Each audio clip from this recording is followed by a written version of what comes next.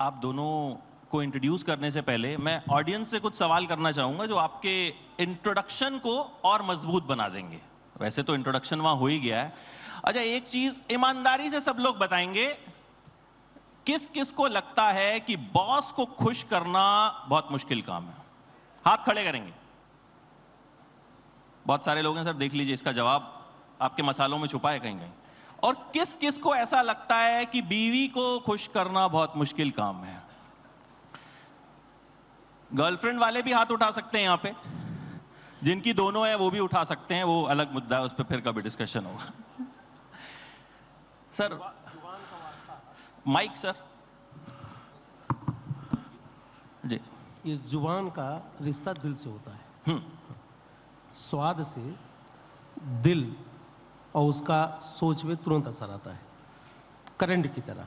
Boss को कैसे खुश किया जाए? कहां मसालों में इसका राज छुपा है? कहीं कोई ऐसा मसाला है? मैं समझता हूँ भारतीय परंपरा में मसाले का बड़ा योगदान है। स्वास्थ्यवर्धक है, टेस्टी है। और अभी जो महामारी आई, सरकार तो लड़ती रही क्लिनिक में, हेल्थ सेंटर में, लेकिन हमारे घर की 80% आबादी, हमारे गांव की, वो काली मिर्च, जीरा, सौंफ, हल्दी और दालचीनी से लड़ती रही और जीती भी है। सर ज्वेलरी तो जो है हर लड़की को पसंद होती है। आजकल तो खैर लड़के भी बहुत पहनते हैं और तरह तरह की पहनते हैं और अलग अलग जगहों पे पहनते हैं।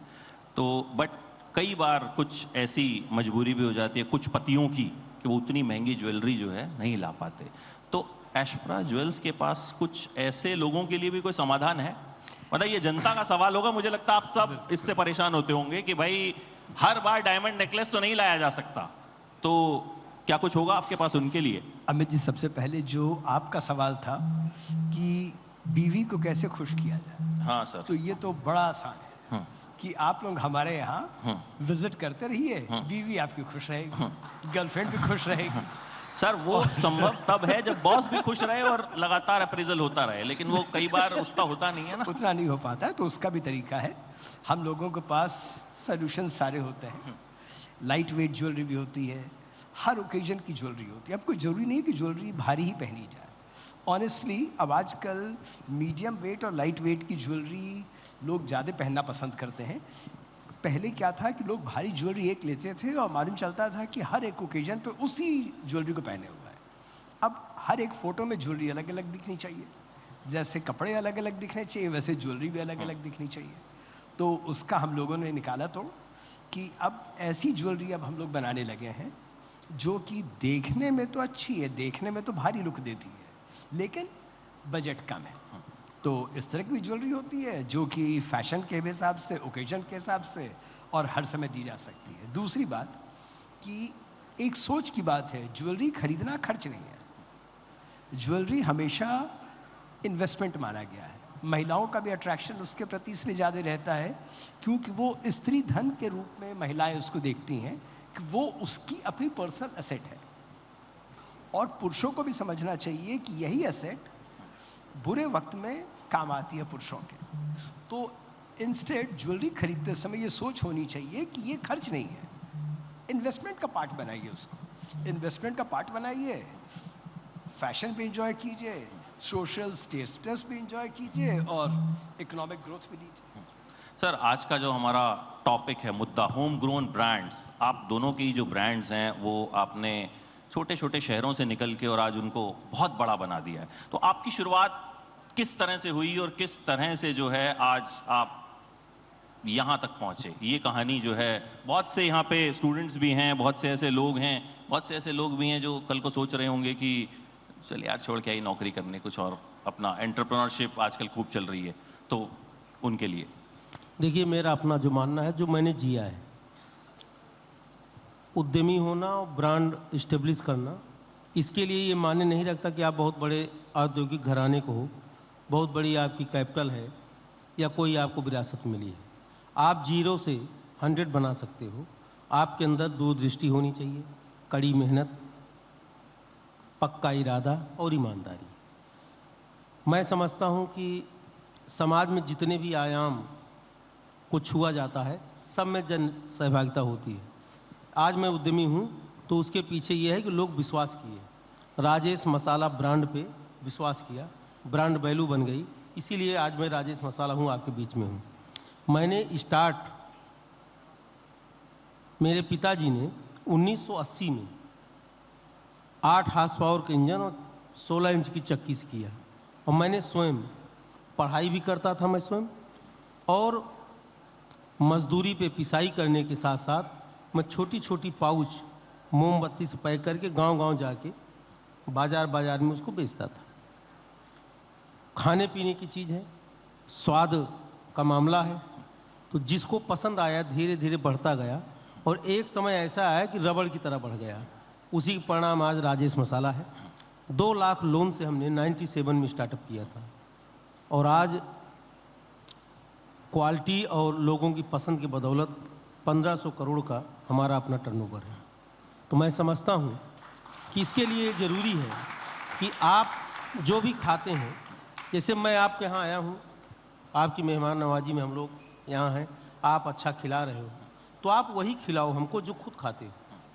कभी भी क्वालिटी से कंप्रोमाइज़ नहीं करना चाहिए।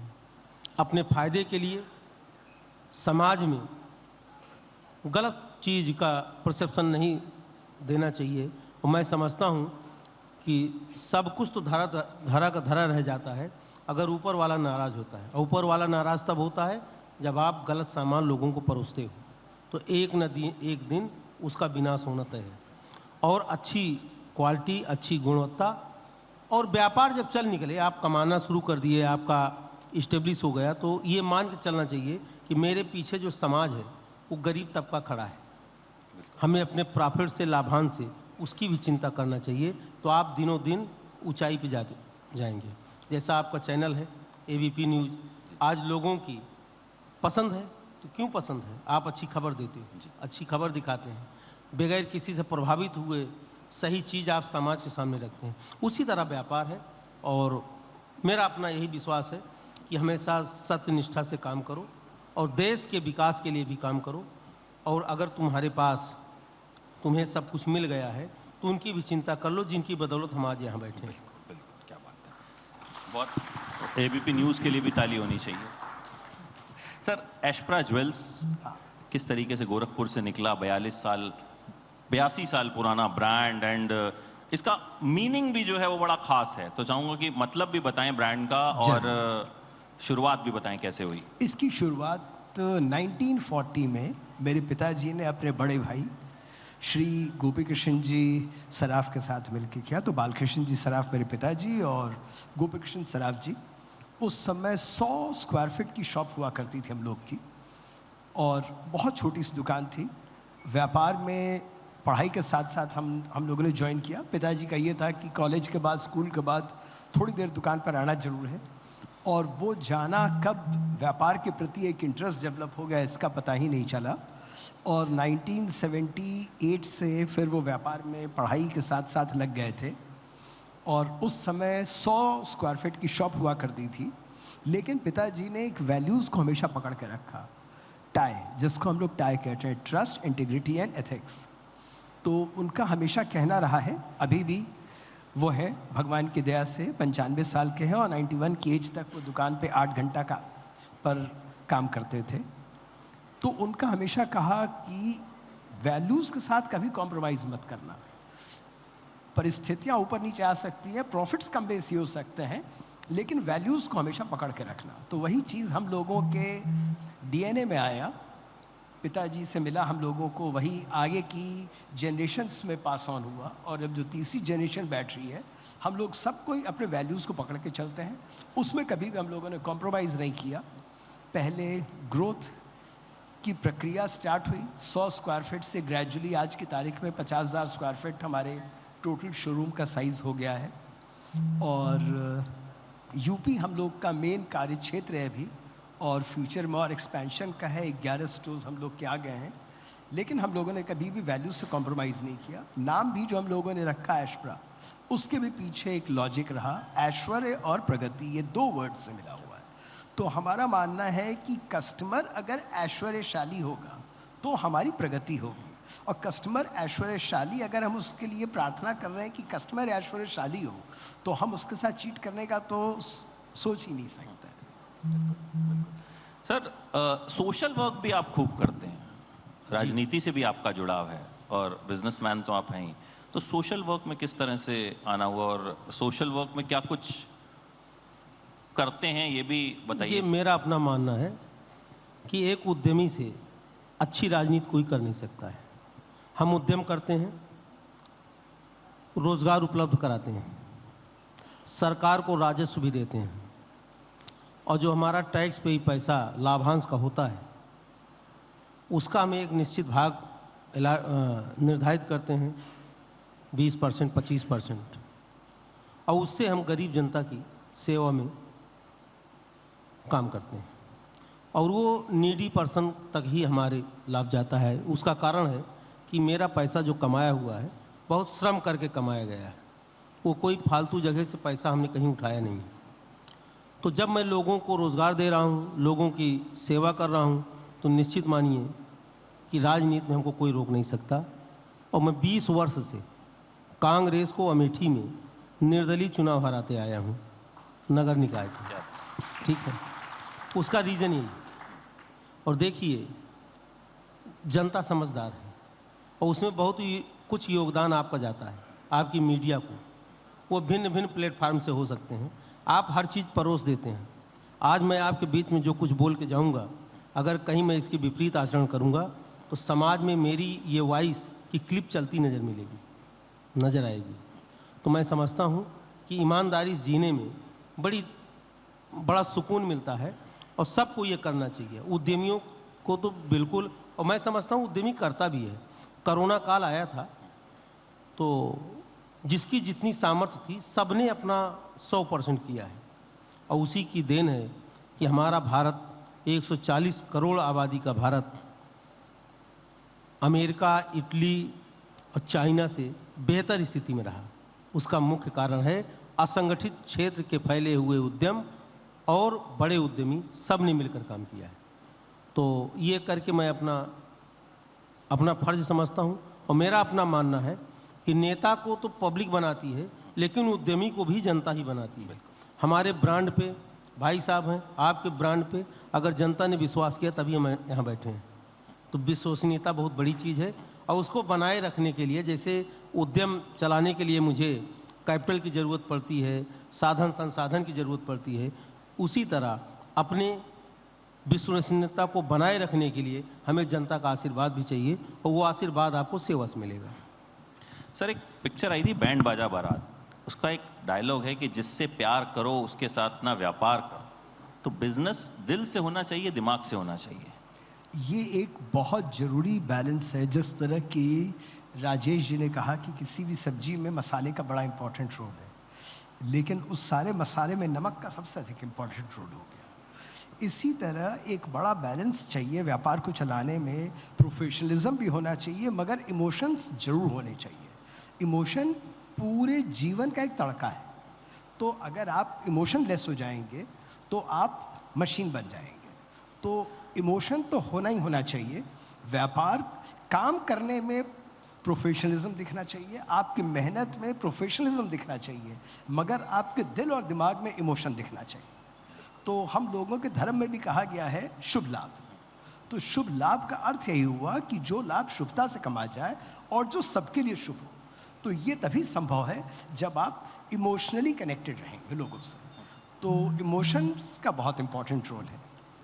सर, एक बड़ी समस्या कई बार कुछ मेल्स जो हैं वो फेस करते हैं कि घर पहुंचे, खाना खाया और उसमें मसाला कम था, बट प्यार में या फिर डर में बोल नहीं पाते।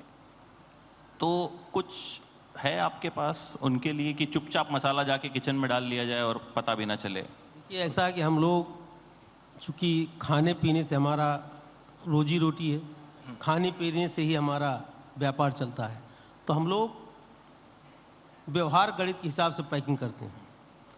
इंडिया की मार्केट में 5 रुपए का मसाला और 1 रुपए का मसाला ये मेरी तरफ से ही परोसा गया है। सबसे पहले 1 रुपए के मसाले से 3 आदमी की सब्जी बन जाती है, 5 रुपए के मसाले से 5 आदमी का वेज नॉन वेज बन जाता है, तो गृहिणी को ज़्यादा दिक्कत नहीं होती है। जिसकी जितनी जेब अलाउ करती है उस अनुसार वो अपना परचेज करता है। जो 60% आबादी है मेहनत कश, उसको 50 रुपये के पैकेट खरीदने में दिक्कत होती है, लेकिन वो 5 रुपये में स्वादिष्ट भोजन बना लेती है गृहिणी। और खाना जब स्वादिष्ट होता है, हेल्दी होता है और टेस्टी होता है, तो मैं समझता हूँ कि दिन भर की थकान कम हो जाती है और नींद अच्छी आती है, और सुबह से फिर वो रिफ्रेश होकर के मतलब बॉस को खुश करने का नुस्खा भी आपने बता दिया। पूरे जोश के साथ अपने काम पे जाता है। सर लास्टली, आप दोनों के आइडियाज ऑफ इंडिया क्या हैं, ये जरूर जानना चाहेंगे। आइडियाज़ ऑफ इंडिया की बात करें तो पूरा विश्व आज की तारीख में इंडिया की ओर देख रहा है। जो पॉपुलेशन हमारी वीकनेस मानी जाती थी, वही आज पूरा विश्व मान रहा है कि वो हमारी स्ट्रेंथ है, कि ये सबसे यूथ पॉपुलेशन है और सबसे मेहनती पॉपुलेशन है और सबसे डेडिकेटेड पॉपुलेशन है। तो कंज्यूमर मार्केट देखा जाए तो भी इंडिया बहुत बड़ा है। जितने भी बड़ी बड़ी इंडस्ट्रीज़ हैं वो सब इंडिया में आना पसंद कर रही हैं। तो इंडिया का फ्यूचर तो बहुत ब्राइट है। और इस समय जो स्थिति है, क्राइम फ्री इंडिया हो रहा है, ग्रोथ ओरिएंटेड इंडिया है, तो ये एक ऐसी अपॉर्चुनिटी है सारे उद्यमियों के लिए कि इस समय बारिश हो रही है, इसमें छाता हटाने की ज़रूरत है। छाता हटा के इस बारिश में नहाइए, खुद भी ग्रो कीजिए और इंडिया को भी आगे बढ़ाइए। बिल्कुल सर। मेरा अपना मानना है कि भारतीय परंपरा बनी रहे। जैसा भी आपने कहा, इमोशन और पॉलिसी व्यापार में, मैं समझता हूँ कि जैसे कभी हम फेल होते हैं अपने व्यापार में, तो भगवान से लेकर के जितने गांव और देश के देवी और त्योहार हैं, सबको मनाते हैं कि भगवान हमारी मदद करो। उसी तरह अगर कभी हमें कहीं कुछ लॉस भी हो रहा है, तो हमें अपने पीछे जो हमारे श्रमिक हैं उनके हित को ध्यान में रखते हुए कभी कभी नुकसान भी सह लो, लेकिन उनका अहित मत होने दो। व्यापार उस पर चलेगा तो ज़्यादा बेहतर होगा। Thank you so much, sir, for joining in Ideas of India. Thank you so and hope much. the Thank you brands so much. grow more and more. Thank और you so अच्छे much. मसाले हमें खाने को मिलते रहें, boss भी खुश रहें, बीवी भी खुश रहे और सब लोग खुश रहें। Thank you. Thank you very much indeed. Ideas of India, ये है Ideas of India. ABP Networks, Ideas of India.